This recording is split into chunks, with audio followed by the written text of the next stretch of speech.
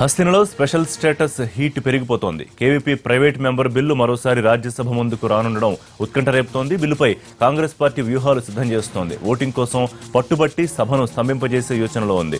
అందుకే సభ్యులంతా తప్పనిసరిగా హాజరు కావాలంటూ విప్ కూడా జారీ చేసింది. అయితే బిల్లు మనీ బిల్లుగా కేంద్రం చెబుతుండటంతో ఓటింగ్ అనుమానంగా ఉంది. దీనిపై సభలో స్పష్టత ఇవ్వనుంది. ఇటు సీఎం చంద్రబాబు ఢిల్లీలో పార్టీ ఎంపీలతో భేటీ అయ్యారు. కాసేపట్లో ప్రధాని మోడీతోనూ సమావేశం అవుతారు. ప్రస్తుతం ఢిల్లీలో తాజా పరిస్థితి సంబంధించి పూర్తి డీటెయిల్స్ మా కరెస్పాండెంట్ సురేష్ అందిస్తారు. సురేష్, ఇటు సీఎం ప్రధాని భేటీ, మరోవైపు ప్రైవేటు బిల్లు రాజ్యసభలో ఓటింగ్ వస్తుందా రాదా?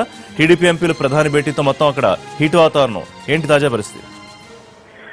మొత్తంగా ఇవాళ ఉదయం షెడ్యూల్ చూసుకుంటే చంద్రబాబు నాయుడు ఆయన కాటేజ్ లో టీడీపీ ఎంపీలతో సమావేశమయ్యారు. ముఖ్యంగా రాజ్యసభలో వస్తున్నటువంటి ప్రైవేట్ మెంబర్ బిల్లు పైన, అలాగే కేంద్రంతో చర్చలు జరిపేందుకు సిద్ధమవుతున్నటువంటి టీడీపీ పార్టీ ప్రత్యేక ప్యాకేజ్ తో పాటు రాష్ట్రానికి రావాల్సినటువంటి స్పెషల్ స్టేటస్, దీంతో పాటు పరిశ్రమలకు కావాల్సినటువంటి రాయితీలు, వెనుకబడినటువంటి జిల్లాలకు అభివృద్ధి, అలాగే నియోజకవర్గాల పునర్విభజన అంశాల విషయంపైన ప్రధానంగా చర్చ జరుగుతుంది.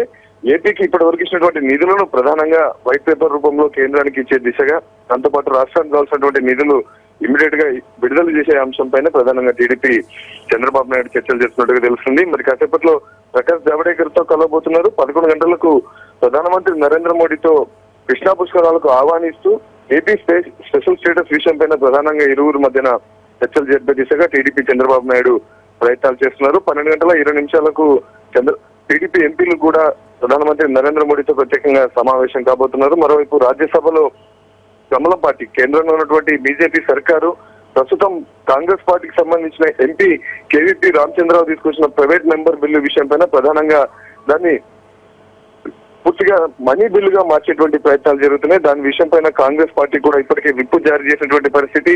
మిగిలిన పార్టీలు ఎవరు విప్పు జారీ చేయకపోవడం పైన కూడా కాంగ్రెస్ విమర్శిస్తుంది. మొత్తంగా ఇవాళ రాజ్యసభ వేదికగా ప్రైవేట్ మెంబర్ బిల్లు పైన కేంద్ర వైఖరి ఏ విధంగా ఉంటుంది అనేది ఇప్పుడు ఉత్కంఠ రేపుతుంది. ఖచ్చితంగా మనీ బిల్లుగా మార్చే ప్రయత్నాలు కేంద్రం చేస్తుంది. దీనిపైన పీజే కురియన్ వ్యాఖ్యలను నిదర్శనంగా తీసుకోవచ్చు.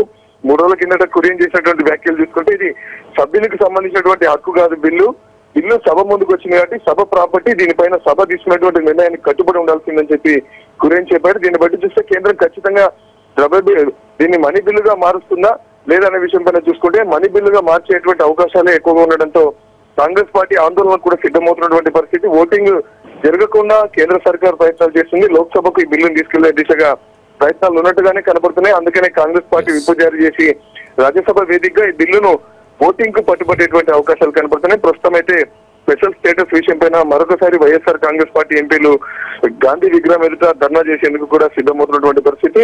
ఓవైపు టీడీపీ ప్రత్యేక స్పెషల్ స్టేటస్ ఇవ్వాలని చెప్పి ప్రధానితో చర్చలు, మరోవైపు కాంగ్రెస్ రాజ్యసభ వేదికగా ప్రైవేట్ మెంబర్ బిల్లుపై ఓటింగ్ జరగాలన్నటువంటి అంశము, మరోవైపు వైఎస్ఆర్ కాంగ్రెస్ పార్టీ ఏపీలో ప్రతిపక్ష పార్టీగా ఉన్నటువంటి వైఎస్ఆర్ కాంగ్రెస్ పార్టీ పోరాటం చేసే దిశగా వైఎస్ఆర్ కాంగ్రెస్ పార్టీ ఎంపీలందరూ కూడా గాంధీ విగ్రహం ఎదుట ధర్నా. మొత్తంగా 3 అంశాలు ఈ రోజు స్పెషల్ స్టేటస్ చుట్టూనే తిరగబోతున్నాయి. Right, thank you Suresh.